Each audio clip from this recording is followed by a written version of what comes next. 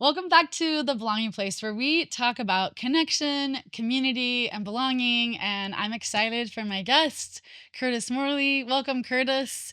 Thanks. Um, okay, so before we even started this, so we'll just jump in. We are trying to figure out how we met each other, our meet cute. And I don't think we figured it out. I don't think we figured it out. But maybe we think it might be through Some mutual friends. mute. Yes. You did some research though. You were digging in. We think it might be through our mutual friends at Sturry. Kyle, Dan, Yeah. Brianna. Brianna, That maybe. might be it. Okay. If you guys know, if you were there when we first met. Just kidding. Curtis, welcome to The Belonging Place. Thanks. We're just gonna start off for people who really don't know you. I'm gonna have you introduce yourself, but just like the elevator pitch version, because you've done a lot and you're like an amazing guy, but maybe give us like the short version of like who you are and what you do. And Yeah.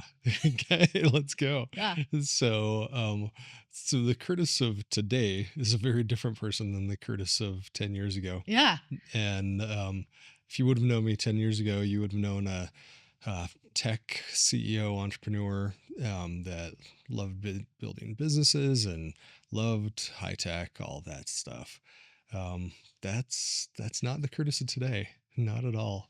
And yeah, the Curtis of today is I've changed direction completely, just taken a 90-degree turn and have started a company called Counterfeit Emotions, and I'm writing a book with that same name. Um, but the best thing about me is that I'm married to Patty. That is by love far Patty. the best thing about me. And how long have you been married?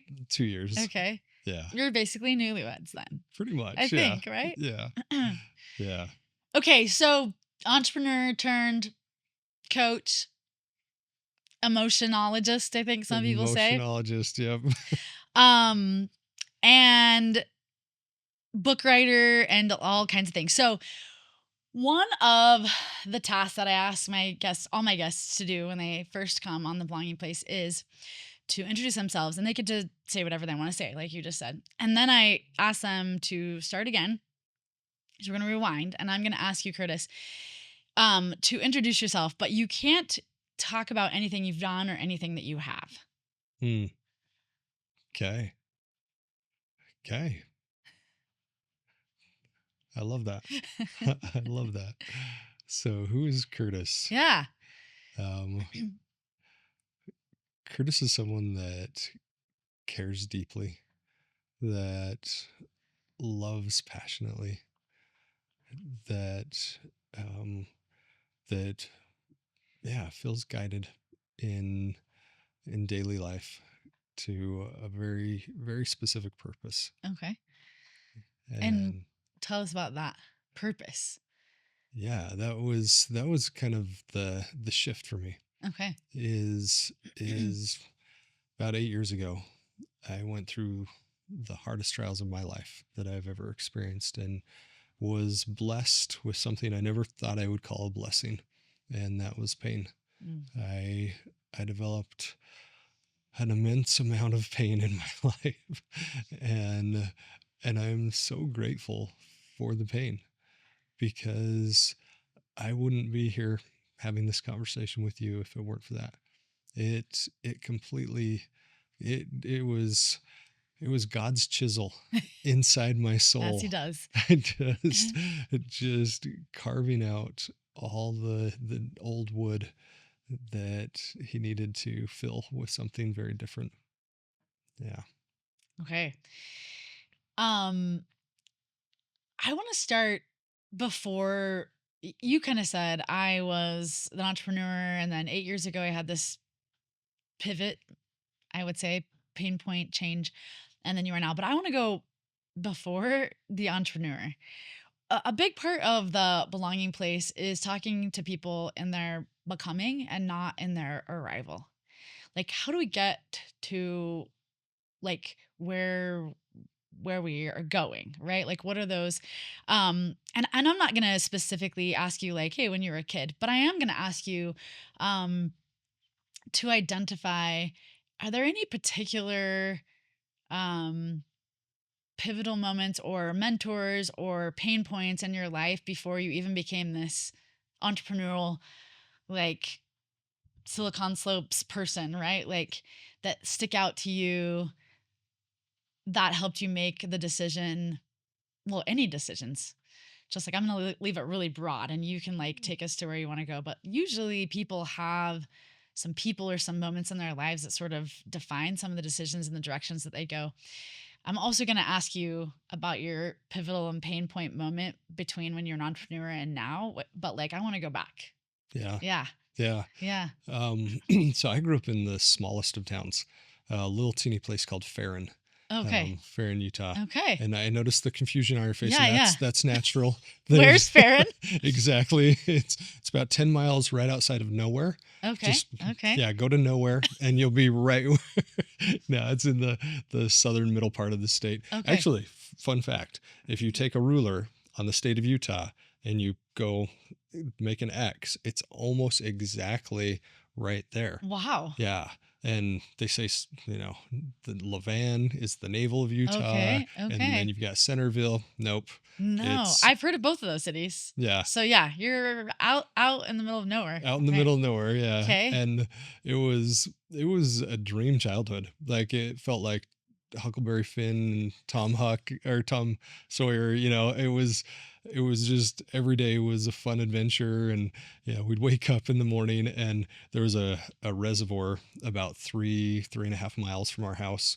And the entire population of the town was smaller than the high school I moved to when I was a sophomore at Orem High. Oh, So wow. Wait, are you an Orem High graduate? I'm a Tiger. I am. I'm also a Tiger. Go Tigers. Go That's Tigers. a small world. That's small world. Okay. That's awesome. I moved from Oregon to Orem and just went there my senior year. So I'm Okay. a 1 year Orem High graduate. But yeah, that's Awesome. wild. That's Yeah. wild. Okay. So I went 3 years, but yeah, it was such a culture shock because the high school is bigger than my town. And yeah, it's such a small town, but my dad owned the grocery store in the town. Okay. And one of the, I think, like 4 businesses in the entire town. How many kids are in And, your family? So that we have an idea. Yeah, so there's 8 total kids. Okay. Where do you fit? I'm fifth. Okay. Fifth Right in of the 8. middle. Yeah. And it was ideal because we would wake up in the summer and make our peanut butter and jelly sandwiches, throw them in a backpack, and just be like, "Bye, Mom. Bye, Dad. We're gonna go up to the reservoir," and we'd walk 3.5 miles. And I'm talking like I love that. 8 years old, 6 years old. Like we were just little, and we'd just walk our way up to the reservoir, swim all day, and then walk back. Parents today can't even imagine that. I know, Leaving right? up their kids unsupervised and just like around water and Yeah. Yeah. And we'd just go and we'd ride our bikes or we'd walk up there, and it was so fun because every day was an adventure. And our parents, in the summer, my mom didn't have us watch TV. She just wanted us to get out and explore and, touch grass. yes, and get our brains working. And yeah, it was so fun. So I don't know how many forts that I built, dozens and dozens of forts, and we'd go explore different places and anywhere we could, find a forest trail. Or there were these amazing bluffs. Before we got to the reservoir, there were these amazing bluffs that we'd climb up to the very top and we just sit on top of and watch the hundreds and hundreds of deer just as the herds flowed through the valley. And like it was an amazing childhood. It was so fun. And yeah, I had lots of time to dream. I had lots of time to lay on the grass and watch the clouds, or we'd sleep out every night. And I don't even know if my parents know this, but because my dad owned the store and because there were 8 kids, we always had a massive supply of toilet paper.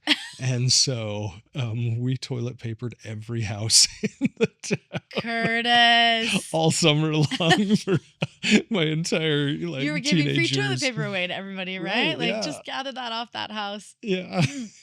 It was so fun. We got caught a few times. Actually, the science teacher, Mr. Bishop, that was the best one because we were there's a group of like 6 of us, and it's like 1, 2 in the morning, and we're we're out there, and I had a whole duffel bag of toilet paper that I had pillaged from our basement supply. and and and my friend was holding it, and he was giving me these rolls, and I would chuck them over the tree, and like, yeah, the whole thing. And I'm like, "Hey, give me another one." And I realized the hand was coming from above, No. and I look up, and it was Mr. Bishop, the science teacher, and he's like, "That was a good throw. Do you think you could make it over this tree?" No. he was That's a good so guy. he was so fun, and he actually helped us toilet paper his own yard. It was an I amazing wish life. kids nowadays could have a little bit more of this, a little bit more community, a little bit more creativity, a little bit more outside. I think we've lost a little bit of, or we're losing a little bit of the connection to just like creativity that comes out of just like romping around, kind of Yeah, free to do your thing, right? Not yeah, connected to machines or tech or, yeah. yeah. The I think we need a great disconnect. I Oh, yeah. think we need to disconnect so we can connect. When you were out there dreaming big dreams, what did you want to be when you grew up? So that was awesome because this is back in the day where you had to watch TV live, and cartoons only came on Saturday morning. Yeah, yeah. And so every Saturday, wake up as early as I could to make sure I got all the good ones, Super Friends and Scooby Doo and Casper, and usually after the cartoons, the CBS Saturday morning special would come on, and I would just turn it off. Actually, I do that with like I had a remote. No, this was we had to Yeah, go of to the course. TV Yes. and Push it up. push the button. Um, but this particular day, I had gotten, instead of a cereal bowl, I'd gotten like a salad bowl Okay. and filled the entire thing full of peanut butter crap, Captain Crunch. Okay. And so I'm just chowing this thing, and like it was massive. I'm just, I'm just chowing, and the cartoons get over, and the CBS Saturday morning special comes on, and I'm like, oh, I still got Captain Crunch and I haven't got to the peanut butter milk yet. And so I'm just like, oh, well, I'll just let it play. So I'm eating, and this special comes on, and it's about this boy in California, 15 years old, and he started the first snow shacks. And I'm watching this, and they said at the time he was worth $500,000. And this is in the 80s when money was worth something. And he, and I'm like, $500,000 at 15 years old. And they kept using this word over and over and over again. And I'm like, what is this word? I want to be that when I grow up. And so it finished, and I slurped down the peanut butter milk, and I ran to my mom. I'm like, Mom, what's an entrepreneur? Okay. And she goes, your dad is. And my brain just, I'm like, oh, are we rich? Yes. And it was Farron. So I don't know that you can get rich in Farron, but I mean, you thought he was a grocer, yeah, yeah. right? Uh-huh. Like as a kid? Yeah. And that was his business. That's what he started. And yeah. And so I was like, that's what I want to be. And so from the Wow. So time you were little when you were like, I 11, want to be an entrepreneur. yeah, Yeah. 11 years old, I decided I wanted to be an entrepreneur, and I did everything. I did the lemonade stands. I sold greeting cards door to door, literally walking through the whole town, and just every door, do you want to buy some greeting cards? And I was little, and I earned like a bow and arrow set and some magic tricks and all this stuff from selling these cards. And my younger brother, he loved to do plays. So he would round up the neighborhood kids, and they would come up with a play. And I was the one that would set up the chairs and charge the parents a quarter. And then I would give That them, worked out for you guys. I'd give the actors a nickel and charge the parents a quarter. And um, one of my favorite entrepreneurial ventures was fourth grade. So I don't have a sweet tooth, much of a sweet tooth at all. I'm very savory, and so Halloween rolls around, and I would do the trick or treating, but then I would, I'd take a couple pieces out of my bag, and I'd just give the rest to my brothers and sisters.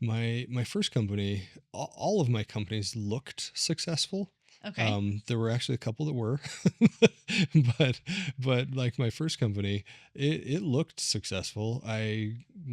Was awarded Entrepreneur of the Year, 40 under 40, the Hot 100, like all of these different awards for business. But truth be told, it was just this roller coaster of one month I'd be incredibly rich, the next month I'd be destitute, and it was I just feel like this this is entrepreneurship a little bit. the Like, don't you think? very I don't much know so. very many entrepreneurs that haven't done the like make sure you save when you make good because around the corner you're not going to be doing well. Like this is sort of the life of maybe I'm wrong about that. Maybe I just know those entrepreneurs. But it seems like this is sort of like the name of the game. Yeah, and that's actually why I wrote my first book. The Okay. the reason I wrote this book was for 26-year-old Curtis, Oh, okay. who started that first company. What's the paradox? And the entrepreneur's paradox. Okay, here's Yeah. here's the paradox Yeah. is that what gets you into business is what will actively prevent you from succeeding in business. And people think, wait, no, that's what got me in business is what I need to focus on, and it's not. Yeah. It's yeah, very, very different. And people get in this trap of thinking that, for example, let's just take a simple example like baking pies or cupcakes or whatever. Is, you come up with this recipe and all your friends and family, they're like, oh, this is the most amazing cupcake I've ever had. And in my case, it was web design. That was web and marketing and interactive media. That was my first thing. And people said that. They're like, you're amazing at all of this interactive media, and you build websites like we've never seen. This is so cool. You've got to start a business. And I'm like, yes, I do. Because, of course, web design and business are the same thing, and they're not at all. Mm, And because entrepreneurs focus on the product, they don't focus on the business. right. And I asked, like when I was doing the entrepreneurial coaching, I'd ask every one of my entrepreneurs, if you're focusing on the product, who's focusing on the business? Right. And most of the time they'd be like, oh, no one. And so they actually have to stop being the best in the world at what they do so they can be the best in the world at building a Or business. hire somebody that is going to do the business side while you do the product side. I find it so interesting because on the other side of this coin of what you coach and what you do, I work a lot with executives now on executive function and the side of I find like there's a lot of entrepreneurs that have ADHD. Oh yeah. Oh yeah. And why? It's because they like the capabilities that they have to think very quickly and smart and like very creatively. I call it spin, or some people call it flow. The ability to think about things and the ability to just lean into things without having to have a degree or without having to have, an MBA or that like work with nonprofits. They're like, I can do it, right? And so they do. They just have this like can do spirit about them. And then they get going, and kind of to your credit, they might be dreamers. They might even have good relations with people where they're like, oh, I can do it. But when it comes to the actual paperwork side Execution. of their job, right? The executive function side. So this is like working memory, initiation, completion, organization, time management, all these things that sort of take um, that people struggle with that have ADHD, the same people that their strengths are being on display when it comes time to sort of um, maintaining the business. So starting the business usually isn't hard, but maintaining the business, or like you said, the actual like who's doing the thing. Yeah, it's interesting, right? Like working with people and trying to help them, or people that like were really good little bees in their hive, right? And then Hmm. they work their way up to the top and now they're managers and they can't manage very well. They were really good bees because they were really motivated. They had a lot of dopamine. They were like, "Oh, if I sell and I get this and this competition and oh, and then as soon as they are asked to sort of or they get to the top, like right now I'm coaching a couple women that are like CEOs. Their new CEOs are really struggling with the executive function and the sort of management, it's really interesting, right? They sort of were better before they were a leader because of the role that they had and trying to Yeah. sit with people. So it's kind of fascinating, kind of coming back to sort of like how you start something, how you maintain something, how some people sort of need novelty. So then they start something, but they don't want to do that thing anymore. They want to move over to something else and start something else, and they have a hard time. And this, I think we've got a whole bunch of people that like to start things Yeah. that are shiny and exciting, and not a whole bunch of people who like to Execute. execute. Yeah, Yep. that's a good word. Yeah. Okay, so you wrote the book saying if I could go back and help myself and others around me understand sort of some of these pitfalls, Yeah. this is what I would put out in the world. Yeah. Yeah. And yeah, there's it's fun because the book it's not what you'll learn in business school. Uh, It's what you'll learn in real life. yeah. And so Doing the thing. yeah. So half of the book is about business and about how to structure it and the execution. The other half is about the entrepreneur themselves because the entrepreneur is always the bottleneck. Mm, They're either always the bottleneck or they're the ones that enable their workforce. They're the ones that make it happen. And so yeah, and there's a whole chapter on imposter syndrome mm. in the book because it turns out imposter syndrome is baked into entrepreneurship. Oh, yeah. It's part of the process. And if you think about logically why is entrepreneurship and imposter syndrome like so cohesively glued together is because you're starting something that no one has ever done before, Mm, at least not in the way you're doing it. And so it's completely new, yet you're expected to be the expert at something that's never been done before. totally. And so it doesn't matter if you have a Harvard MBA or anything, because it's so new, you can't be the expert, Mm. which gives the feeling of imposter syndrome. You can And be the expert in that you've only done it, but you start to. I think the problem, and I think the premise of imposter syndrome is that you look around and there's this quote, right, that we share a lot, but like, that comparison is a thief of joy.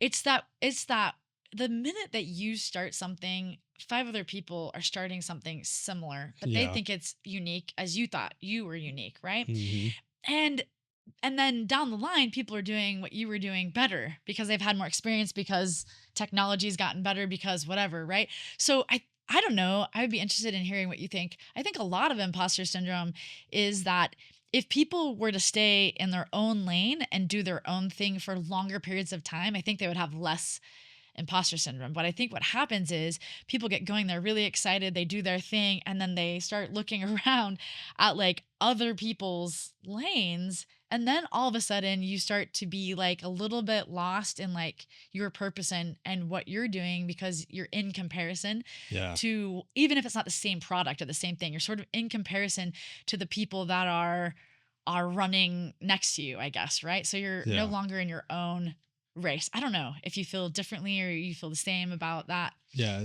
imposter syndrome is so much about comparison. Yeah. It really is. And the crazy thing is, most entrepreneurs they think they have to do it on their own. They think that it's just me, and I can't admit that I don't know what I'm doing, which most don't, including me when I was starting my first companies. Like and it's this place where they're like, nope, it's just me. Nobody else is experiencing this. And it was funny because I I literally won the Entrepreneur of the Year award and other things. And from the outside, you would have thought, oh, this guy has got it together. Yeah. From the inside, I was a mess. It was crazy because I hadn't figured out cash flow. I hadn't figured out all of these lessons that are critical to building successful companies. And when you do, it's almost formulaic. When you learn how to understand cash flow, when you learn your customer acquisition costs and your lifetime value and the customer life cycle, when you learn these things that are business principles, it's hard actually not to succeed. Right. And I want to pause for a second because you and I are part of a pretty prolific like community on LinkedIn.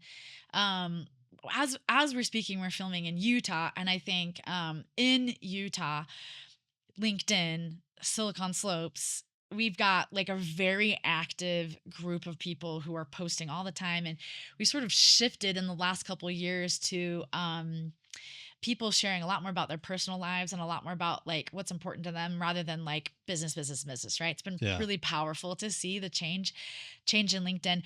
But I'm gonna throw some names out. People may or may not know them, but and these I feel so grateful that these people are my friends. But like we've got Davis Smith, we've got Johnny Hanna, we've got Nate Randall, we've got a bunch of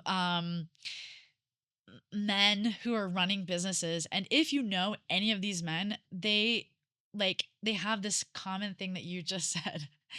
I think more CEOs, and I just picked men, but there are also women CEOs, but more people that are on the top in entrepreneurship. It's like a whole bunch of solo ships in an ocean of everybody who's feeling the same thing. Yeah. But because I'm not necessarily reaching out to anybody else, because I can't really tell you how much I'm feeling because I have the facade of my company, my business. And also got the people underneath me. If it was just about me, I maybe would, right? But I've got a whole Yeah. team. And it's wild. In the last 5 years, I would say specifically since 2020, we have decided, we as collectively, Silicon Slopes, mental health, and not even Silicon Slopes, just like sort of Utah.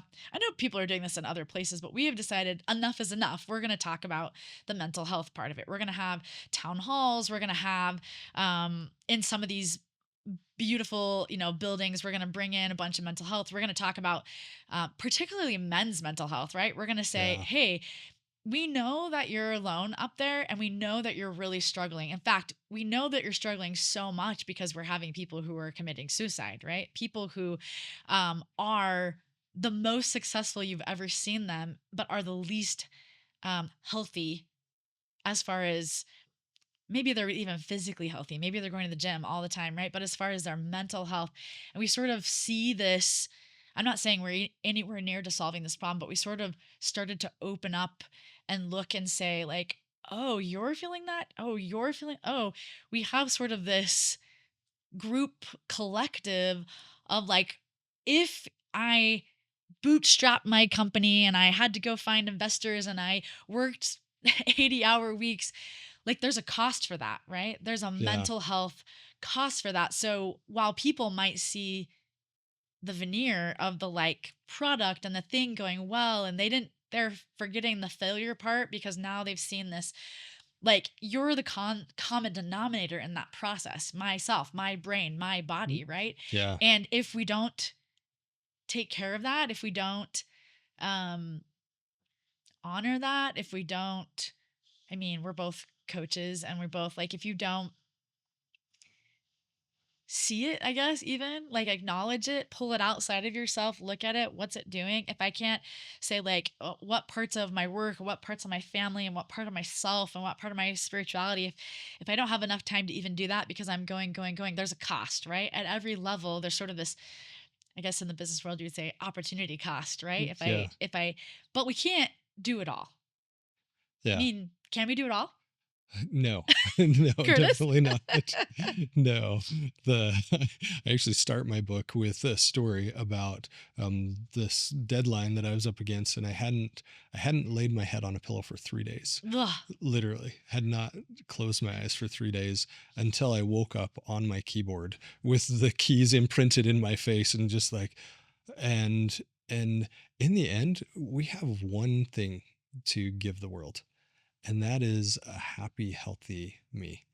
Amen. And that is, and we think, oh no, I'm just going to skip my exercise, or I'm going to, I don't need to eat lunch, or those type of things. We're actually doing a disservice to our business, to our family, to all of those things, because that's what like, when it boils down to the very bottom, that's what we have to give the world is the happiest, healthiest version of us, so that we can be the most productive, the most present, the most connected. And when we don't do that, we're not in that space. Yeah, I agree. I agree wholeheartedly. Okay, so you're doing the thing. You're writing a book. You're on how many businesses? You're like two or three Um, businesses in. that at the time it was five. Okay, Yeah. five businesses in. Yeah. And something happens And I'm curious, what happens? Like, what happens that shifts gears for you and changes things? Do you mind talking about this pivot that happens or this pain point or whatever you want to call it? Yeah. Yeah. So for me, it was going through a divorce, Mm, and it was, yeah, it was, like I said, the hardest blessing I've ever been given. And I say blessing specifically, and it's not something I would ever wish on anyone. yeah. It's I'm not only something. smiling just so you know because a divorce isn't negative or positive. It's just a thing. But like what you do with that makes it positive or negative and it impacts people positive or negative, right? Like Mhm, we sometimes think of words or things as like perceived as negative or positive, but really, I mean, you really speak about this a lot in your coaching and in your life about emotions. Emotions as a therapist, you would say emotions are indicators, right? mhm, Um and anyway, that's why I was smiling when you said it's a blessing because I think it can be whatever it is that it does for you, right? Like yeah. whatever you decide that it does for you. And sometimes there are kids and there are people involved and sometimes people will say, I'm staying in a marriage and in the end it was better that they didn't stay in a marriage for their kids. Like sort of looking at it from your perspective, looking at it from the other person's perspective. There's a lot of views on the situation, right? So in your perspective, what did you just call it? You're like, The hardest blessing. yeah, yeah, tell me about that. Yeah. It was, the reason I call it a blessing is I needed to be a different Curtis. Mm, I needed to be a different man than I was back then. And a lot of my decisions were made in fear. And a lot of my decisions were, eh, I used to say this all the time, that decisions done in desperation dictate disaster. mm, mm. And they do. This is in They essence why we say don't cut your hair when you're going through hard things. It's just like, you know what I mean? I'm joking, but like that's kind of what we say. Don't buy a house. Don't, yeah. don't make big decisions when you're in the middle of havoc, you Yeah. know? And one of the things that I needed in my life was I literally had a trophy shelf of all the awards, and I had a box full of magazines that had my name and picture in it and all these things, and I needed that to be stripped away. Mm. I needed that in my life. Tell me more like what do you mean by that? Like specifically, can you dig into that? Like Yeah. what do you mean you needed it to be stripped away?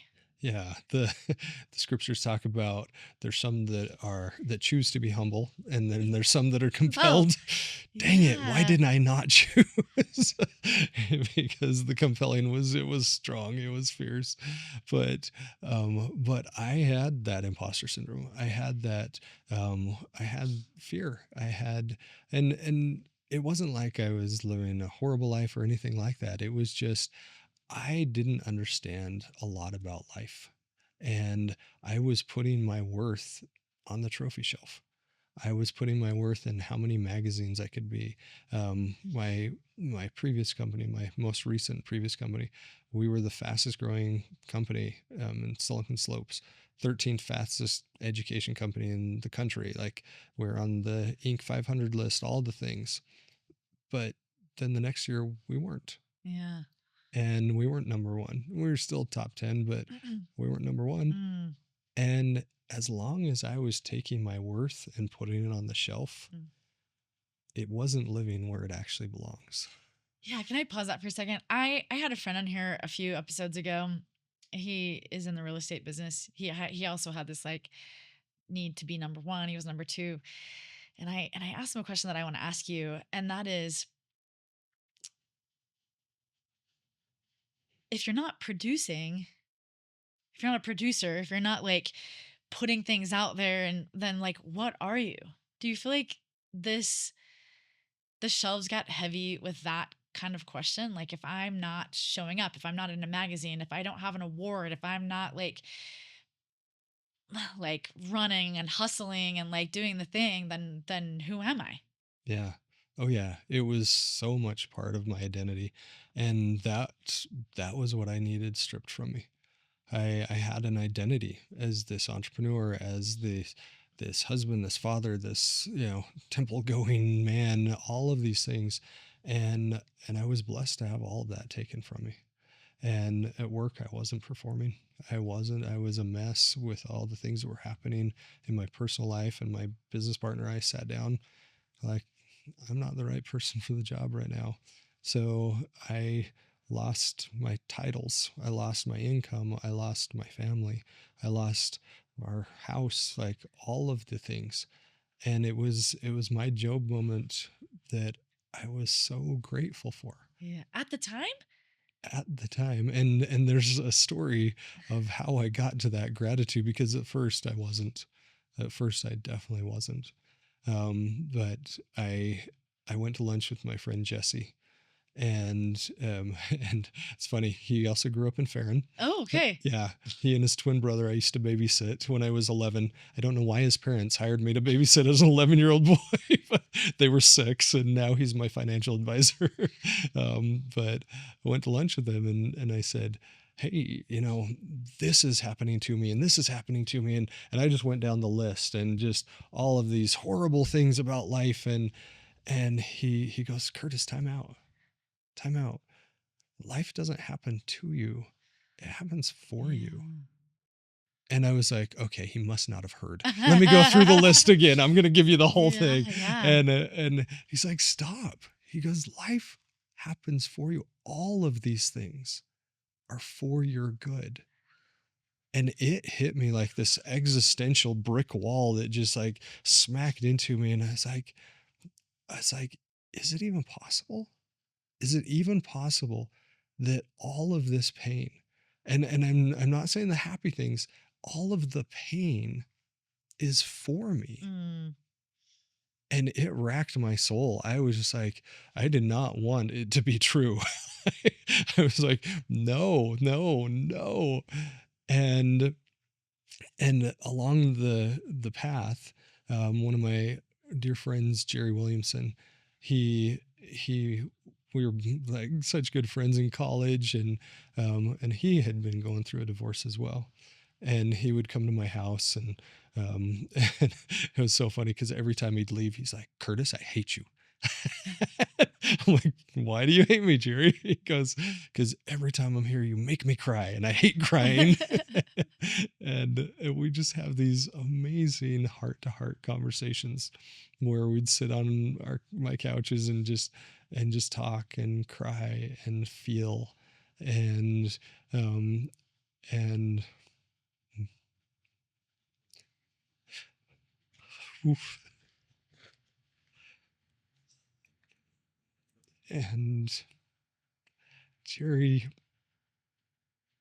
Jerry didn't understand the difference between guilt and shame and pain and misery. He didn't understand the difference between recovery and sobriety, and because of that, he's no longer here. I'm so sorry. And and I'm not okay with how he left us. I'm not okay with the fact that I truly believe that if he would have understood those things, if he would have been okay with being able to feel, if he felt safe to feel, that he would be here. Yeah. And yeah, my this book, it made the Wall Street Journal bestseller list and all that, and my publisher was like, let's do a 3-book series. And I called him up because I was right in the middle of writing my second book, and I called him up and I said, hey, I need to write a very different book. I need to write a book that is here. Mm. And this book, truth be told, I wrote it for me. The Counterfeit Emotions book that I'm writing now, it's not mine. Yeah. It's not. And my publisher was awesome. They're like, great, we'll support you. We'll make the shift with you. And that was when I made the shift. Is I said, this can't happen anymore. Yeah. It's such an epidemic. We are in an epidemic of loneliness. You have to be part of the solution. right? Like you have to Yeah. be part of helping things go right instead of fixing things going wrong. That's a very Arminger phrase, but like um it sounds like one of the pivotal moments for you, or one of the like shifting focus, right? Is um I'm in the business of products and now I need to be in the business of people. I would even take it a step further. Not in the business of, but in the purpose of. Even better. Yeah, just because it's it's so different. And for most of my life, I was auditioning for the lead role in my own movie. I kind of love the idea of that. How's that work for you? I never got the part. Oh, And I realized I don't need to be the lead actor. I can be a supporting actor in the greatest story ever told. And that's what drives me now. It's it's about helping people like Jerry. It's yeah. about helping men recover from pornography. It's about helping people to truly understand what's going on in here. And if you look at the statistics, the Center for Creative Leadership, they did a massive survey and they found that the number one attribute, indicator, the number one indicator for success, whether in business, family life, sports, anything, is emotional intelligence. Yeah. The number one. It doesn't matter if it's the, Harvard or Stanford MBA or any of the other things. If you want to succeed in business, it's emotional intelligence. Do you know what's so interesting? I love that you talk about this and I love that you talk about the importance of this. So I'm single. This is not a surprise. And I've been single for ever. And years and years ago, I had a friend who I'd never really done like dating coaching, but I had gone and sat with like an LDS like coach, and basically was like, hey, they put me in this portfolio, basically, this Rolodex, if you might say, of like, here's who you're interested in, and here's what you look like, and here's what you, and it was sort of like, we'll get back to you if somebody is also interested in you, right? And it was the most devastating, one of the most devastating experiences because it was just like nobody was interested in me in the Rolodex, right?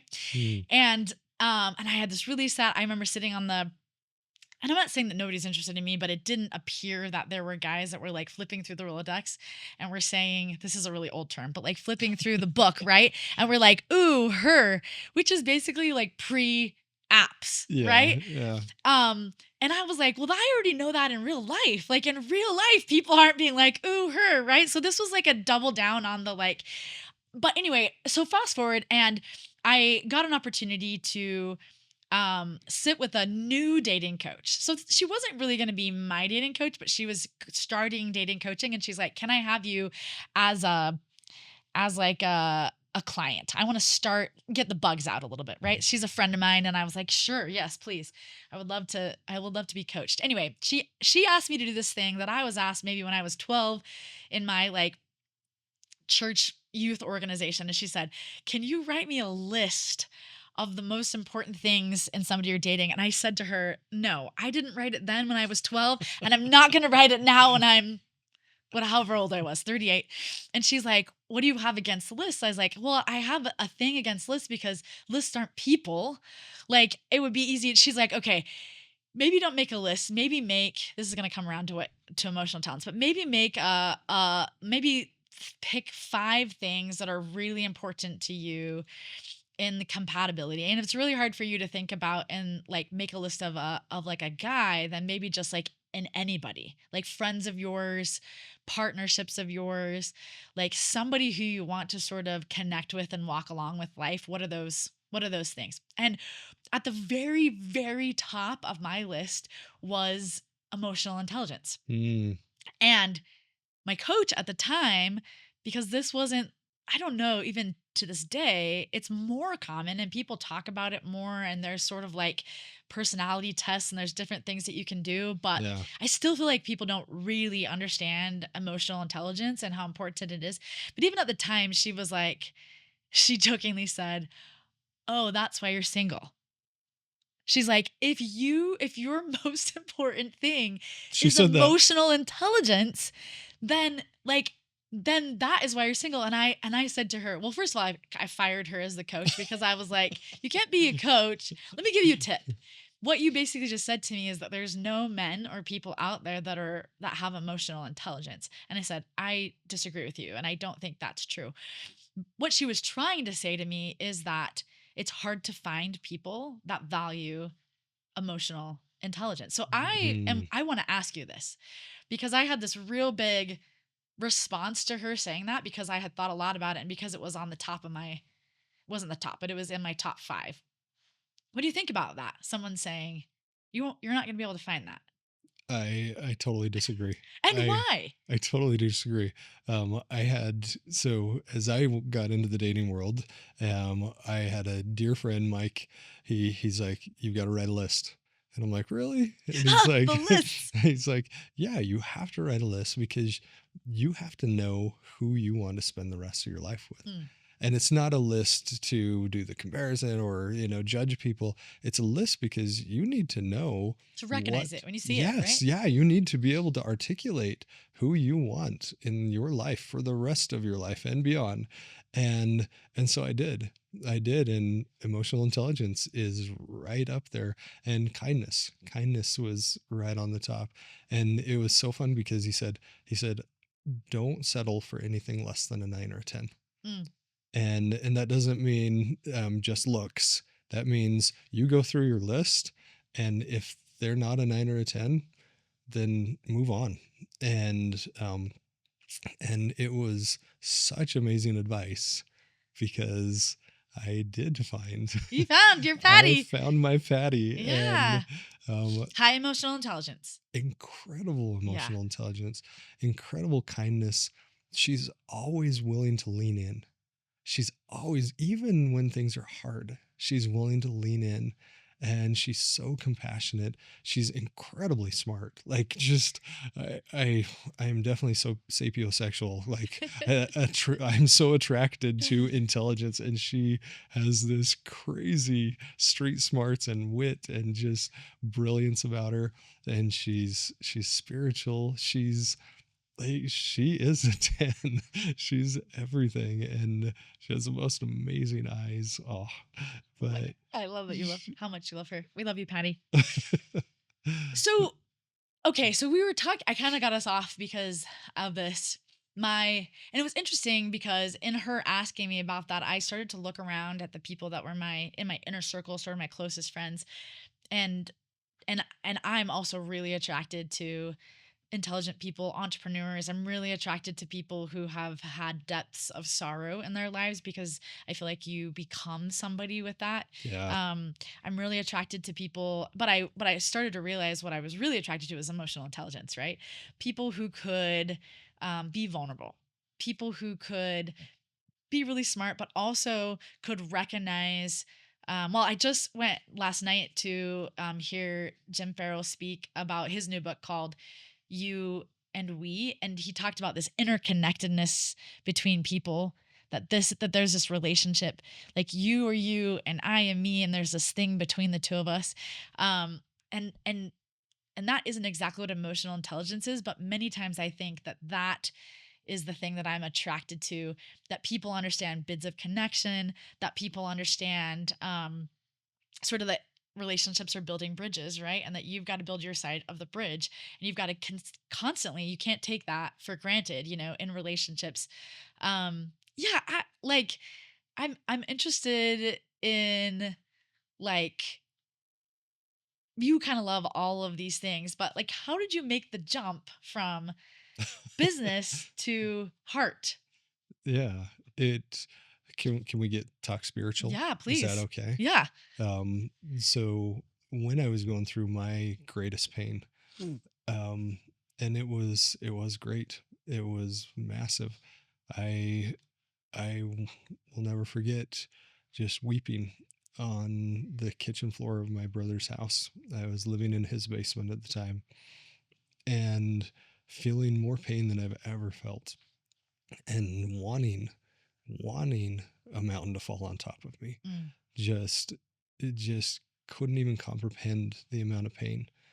And at the exact same time I felt that pain, I felt Christ's arms wrap around me. And I felt love and I felt joy, not separate from the Mm. pain. It was with the pain. Intertwined. It was part of the pain. And my whole life, my entire life, I had the mindset that there's this big wall, and on one side of the wall is pain, and on the other side of the wall is joy and love. And in this moment, when it was so heavy, and yet the love matched the pain, the joy matched the pain, I couldn't understand. My brain just didn't make sense. It Glitch. was like, Yeah. no, there's this impenetrable wall. There's this wall that says I cannot have both at the same It's one or time. the other. Yeah. And I realized right then I'd been calling this side of the wall the wrong thing the whole time. Mm-mm. This wasn't pain. This is the counterfeit of pain. This is misery. I get to choose where I put my pain. I can surrender it to God. I can put it on the side of joy and love and even elevate and honor the pain, turn it into a sacred sorrow, or I can bury it under the tar of misery and just let it stay inside of me and cycle rather than refine me and move through me. And that's when I was like, wait a minute. If there's a counterfeit for pain and misery, or if misery is the counterfeit for pain, does every emotion have a counterfeit? Does every emotion that serves me and takes me where I want to go, does it have a counterfeit?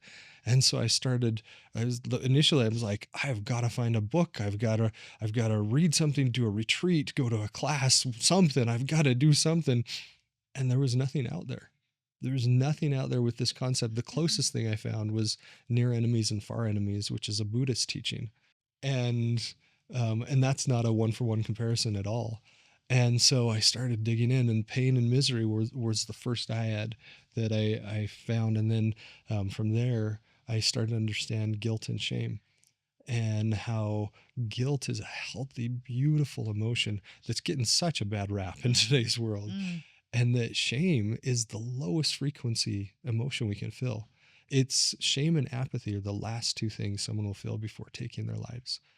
And I was like, this is it. This is what I need to do.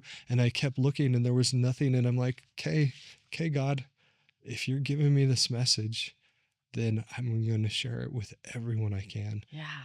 And as I researched, I found that there was one emotion that doesn't have a counterfeit. And that's peace. Mm. Peace is the only one that can't be counterfeited. Yeah. I you know that I'm a therapist, and I find this so interesting, your dyads, your counterfeits, because we talk a lot in therapy and in the world of mental health. We talk a lot about this and that exists between dichotomies is what we call them, right? So like you can be um you can be you can have grief and gratitude, Yeah. right? Yeah. Yeah. It's super interesting to me. So I live in a world where I really believe in this and, right? Between two dichotomies, or like the icy hot, right? The opposites. Y- You're sort of like akin and next to or around or aside as this idea of counterfeits, which is not opposites, right? It's Yeah. Yeah. and Yeah. so Yeah. I find it kind of I find it interesting, and I find it like exciting, like you said, because there's not a lot of people talking about it. Though, you know, when I think we identify it a lot in therapy, I think we identify when people are saying feeling shame. I know I have to talk about, but we don't like name it as well as you've named it. So I just want to say, I think it's great that you're like out there talking about it. I remember the first time I heard you, I think you were on speaking at like a Here Brotherhood, I think online or something. Mm, And I remember being like, oh man, I really like this idea because I already liked the idea of dichotomies. I was like, I kind of like this idea of dyads. And with that in mind, and with the spirit of like your specialty and kind of talking about um, these counterfeit emotions, I wonder if you would do me the pleasure of talking a little bit about um, the counterfeit that I think we have in the belonging place. So, mm, lots of people, I always ask people well, I'm going to ask you the question and then I'm going to ask you to talk about what you think is the counterfeit. But the question I ask everybody when they come on the podcast is, what does like belonging mean to you? yeah. So, yeah, Curtis, what does it mean to belong, or what does belonging mean to you? Yeah. I'm so glad you asked Yeah. this question because this is so important. And belonging is the authentic emotion, and the counterfeit to that is fitting in. Yeah. Yeah. Tell me And more. and, and belonging says that I'm accepted as I am. Fitting in says I'm accepted if I change. Mm, That I have to become something different. I have to become like you or part of this collusion or enmeshment that makes me part of the group. Whereas belonging is natural. mm, Belonging is part of us, and a lot of it comes down to connection and belonging, which is actually something that that is a sister dyad to belonging and fitting in. Is attachment mm, is actually the counterfeit of connection. mm, And I know all about John Bowlby's work and Mary Ainsworth, and I love the DMM with Crittenden, but the reason that attachment is the counterfeit of connection is attachment says I have to have strings attached to you or to something, a title, a label, a person, and if I don't, I'm not okay. mm. And it's the analogy that goes through my mind is like an internet cable. Like attachment says I have to plug that into my laptop and I have to sit at this specific location and I can't move and I'm tied right here. Whereas connection says I'm on Wi-Fi Mm. and I'm free, but I'm connected. Yeah. That I don't have to have those codependent or those that self-worth in another or in the fact that we are connected. And I know this is going to probably sound completely backwards, but when I lost everything, it was such a blessing to me because I realized for probably the first time in my life where I truly belonged. Mm. and that was that, like, when everything was stripped away, I realized there were only three things that were sovereignly mine. Only three. I Family was taken, job, title. My mom was going through cancer at the time. Like, everything can be stripped from us except for our relationship with God and Christ, our ability to choose, and our souls. Yeah. That's it. There is nothing else that is sovereignly ours. Mm. There's nothing else that can't be taken from us. Our health can be taken, our money can be taken, everything can be taken. Would you say souls is akin to like worth? Is that what you're saying, or no? No, our soul, our what we're made of, the not the shell of the human Yeah, yeah. flesh, I find but this interesting our because I've always thought like, I guess I want to poke and I want to ask you like, yeah, I've please, always please. said we have inherent worth. Yes. So that can't be taken. Our worth can't be taken because it's not given. Like, we can't do anything to get it, right? Like, Yes. and so, but that's not one of your three. Worth is not one of your three. So I'm curious about what you think about worth. It's actually all of the three. Oh, okay. Yeah, Combined, I guess you're saying. yeah, Yeah. because yes, uh, a soul is of infinite divine worth, and that comes from the relationship with God in Got it. Christ. Got it. Okay. And the fact that we have the ability to choose shows how much we're worth, Yeah. shows how much he cares about us becoming like him. And so yeah, it is absolutely woven through all three of those is that fact. But the when I had that realization that there's only three things that can't be taken, and I also realized that the flip side of that means that everything was given. Mm. Everything is a gift. The fact that we can have this Yeah. conversation is a Yeah. gift. The fact that I get to breathe is a gift. The fact that I can make mistakes and repair and turn back to him is a gift. That everything we have in this life is a gift. And when that shift happened in my brain, it brought up so much gratitude.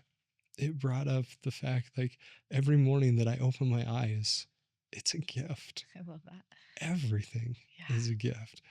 And so going back to your original question about belonging, the when I made that realization that there's only those three things, I realized that there's the belonging place for me is with God and with me, and the connecting place is with everyone else. Mm. I love And that. there's only a few places we inherently belong, and that's with God, with ourselves, with family. Um, and but yeah, for me, like, when I think where am I belonging, it's that, and in Patty's arms. I love that. I love that. I'm gonna read you a quote. So I have this book, Dare to Lead. It's by our dear Brene Brown. It's actually in her note before we even get into the book. Um, and I think on Instagram, are you authentic, Curtis? Yeah, Okay, yeah, so you I'm guessing believe, and I know this to be true about you, but in vulnerability and authenticity and all that that is, right? So this I'm going to read the line and then I want you to kind of speak what you think about it. Um, this is the line, quote, "The courage to be vulnerable is not about winning or losing. It's about the courage to show up when you can't predict or control the outcome." mm, What do you think about that, Curtis? I love that quote. Brene Brown is so wonderful. Um, it reminds me of one of my favorite emotions. Is surrender. Mm. Is this idea that I'm not going to keep auditioning for the lead role, that I don't need it. I don't need the lead role, that it's his and I just get to be a supporting actor, that this vulnerability, like, I don't need to be the cool guy entrepreneur, CEO, blah blah blah. I can just be exactly who I am in all my faults, in all my mistakes. I can be exactly who I am, and that's okay. I love that. And being able to surrender to the journey of life, being able to surrender to him. And it's funny when I bring up the word surrender, especially with men, Mm. the instant thought is wave the white Mm. flag, give up, you know, be taken by the enemy. You know, Right. that's the Fall idea of into a puddle surrender. on the floor. Yeah, Yeah. that's not surrender at all. That is not even close to the idea of surrender. That's actually the counterfeit, which is resignation. Mm. Resignation is the counterfeit of it, of surrender, and that does mean give up. Surrender means do your best and give God the Yeah. rest. Do everything you can, work so hard, but then let go of the consequence. Let go and let God. It's interesting because you talked about Buddhism earlier. I studied Buddhism for a little while, and they have this idea of empty the cup, right? Which is a Yes, surrender. yeah, Like you can't fill the cup or learn unless you empty it. And it's sort of like letting go of what you think you have, your health, even your relationships, right? And knowing that they are sort of temporary and that they're not yours. Actually, you don't have control of any of them. And and yeah, and surrendering that gives you a lot of freedom to then re-examine and decide where you're going to put your energy and where you're going to put your value, right? yeah. I had a little brother who died when I was when I was 19 and he was 15, Oh, that sorry. really, yeah, kind of like, yes, sorry. And to your credit, what you said earlier, maybe one of the best gifts that happened in my life, because I realized at a very visceral, a very like pivotal point in my life, people are not going to stay forever. Like Mm, early in my life, right? Earlier than most of my friends, who their first deaths that they had were like their grandparents or whatever. And what that gave me, I call it Grant's gift, was the ability to sort of look at people forever for the rest of my life differently, right? And not this like, oh, everyone's temporary. I need to like, not like a scarcity mentality, but yeah. Yeah. everybody and every relationship is a gift, and I only get them as much as they're right in front of me. And I don't know how long I'm gonna have them for. And so I better value them presently, right? Like wherever your present is. Um, I wonder from your pain point that you had and to like coming into this, if there was some kind of gift that you also received that was sort of like, I know the counterfeit part of like talking about it, but was there anything else that you were sort of like learning in that process? I know it's kind of personal, but that you can share in that process of growing. So when everything is stripped away, I think there's this really great opportunity to change and to grow like nothing else, right? Sort of like this rising phoenix experience. Yeah. Um yeah, Curtis, was there anything else that you would be willing to share that you were like, "Oh, okay, this is a teaching and a learning that I picked up and I'm working on." Yeah.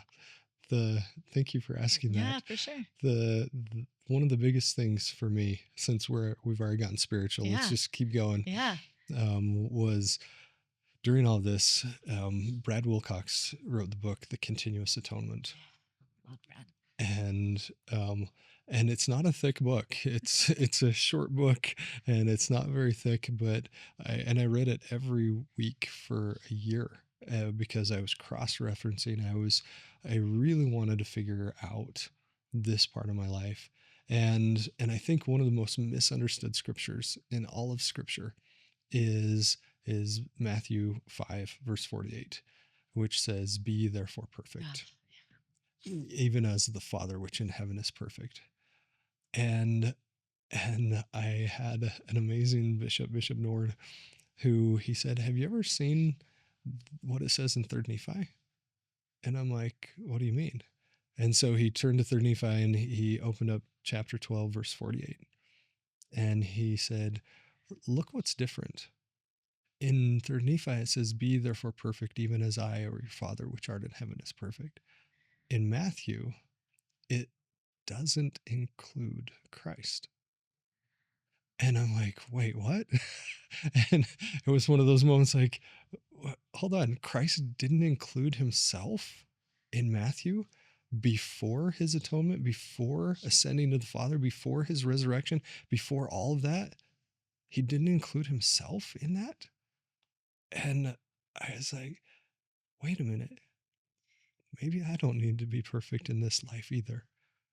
Maybe I just need to be me, and maybe I just need to try as hard as I can and know that this life is not about being perfect." That's actually the adversary's plan. The adversary's plan was we all come down, we're all perfect, and we all go back, and then we're done. That wasn't God's plan. That wasn't Christ's plan. That wasn't our plan. We weren't all just like looking over the cloud at Adam and Eve down there and going, "Oh, they ate the apple. Okay, we need a savior. Who's up for it?" No, the atonement wasn't the backup plan. It was the plan before any molecules were combined to create this earth. That is the plan, for us to come down and mess up Yeah. and make Activate our agency, mistakes. right? Like we Yes. wanted really badly um to like have choice, right? To be able to choose. It's so interesting how much we fight in this life, how much we give up our agency, how much we say we want to activate our agency, but we don't. I talk a lot about activating our agency. Um, I think one of the things you do really well, Curtis, is activate your agency. You have had choice, you have had opportunities given and taken. I think you have had experiences that have um, touched your soul. Those are my words. And then you have had an opportunity to sort of say, like, what am I going to do with that? Mm, And I just want to say, I'm grateful for like what you've decided mm, to and what you are doing. And who knows what you're going to be doing in the future. But I actually have my last question that has to do with that. You know, you've changed a lot in the last, you said, eight, 5, 10 years, 8 years, yeah. 8 years. Okay. Um, and we talked a little bit briefly. You shared a little bit about your kind of idealistic, idyllic, I mean, like childhood, like which I loved. Um, and then I want to think about the future just for a minute with you. Knowing what you know, what do you think? What kinds of seeds do you need to plant today so that the trees in 8 years or 10 years from now that are going to be growing, like that you want to be seeing growing, you and Patty, you and your circle of friends, you and the things that are doing, what do you think you need to do, or what would you like to be doing now in order to, yeah, what do you need to plant now? What do you think? Mm, yeah. Such a good question. You're good at this. Thanks. um, yeah, the biggest thing on my heart, the thing that I keep getting prompted to come back to is to finish the book, Okay. is to get the book out. And we're hopefully, knock on wood, we're gonna launch next May. We're gonna publish in May, This is exciting. Mental Health Awareness Month. Yes.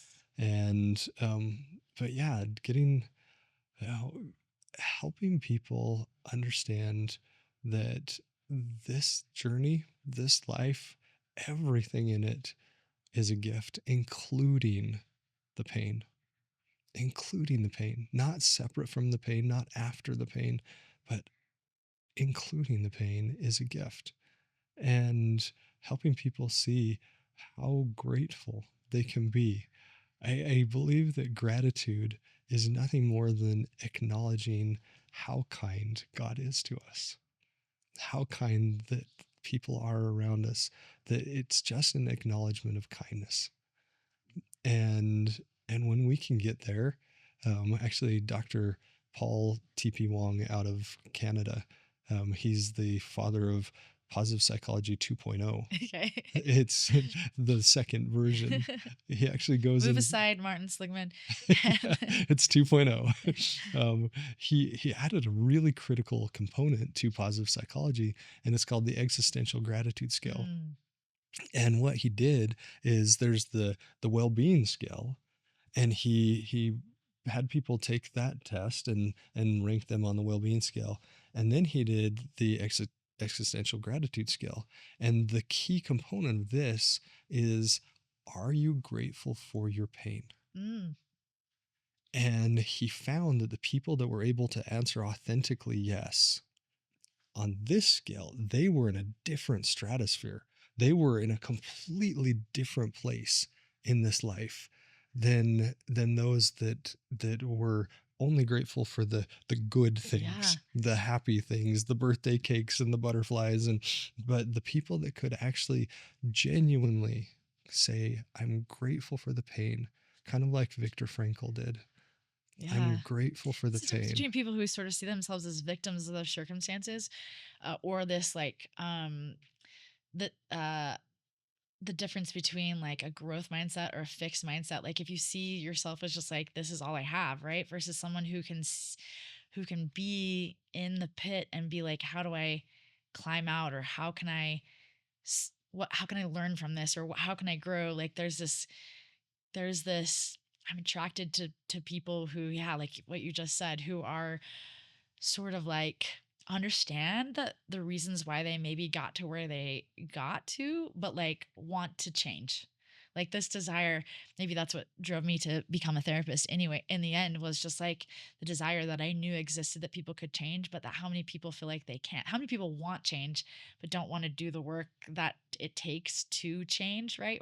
Hmm. Or don't want to acknowledge what needs to happen in order to change. They sort of see it as this like on the other side of the wall, right? Yeah. Like to use your own analogy. Yeah. And that like really there isn't this other side of the wall to change. It's all in here, and it's all in this relationship, right? Like Yeah. and it's all in this relationship, Yeah. right? And really to me it always comes back to our connectedness and our relationship. So it sounds like to you it also does. really fundamentally come back to that. So Yeah, yeah. Well, thank you absolutely. so much for Thank coming you, on the Kylie. podcast and talking about all the wonderful things. Let us know where we can find you. Where is the best way for people to find your what you do, your coaching, your podcasts? Give us some. Yeah, the best place is counterfeitemotions.com, Okay. or on social media, it's either my name, Curtis Morley, or Authentic Curtis. Okay. Authentic Curtis is where you'll find most Most of stuff. most of the stuff. And your podcast is on YouTube? YouTube, Spotify, Amazon, Apple Music, all the places. Yeah, we've Okay. got an amazing producer named Tommy. He's incredible. I don't know. He's okay. Just kidding. Tommy's awesome. We'll put all that in our liner notes so that people can find you. But I look forward to just like the next things that you're doing with your life and for you and Patty to build the life that you guys want. And thanks so much. I appreciate you. Thank you, Kylie. Thank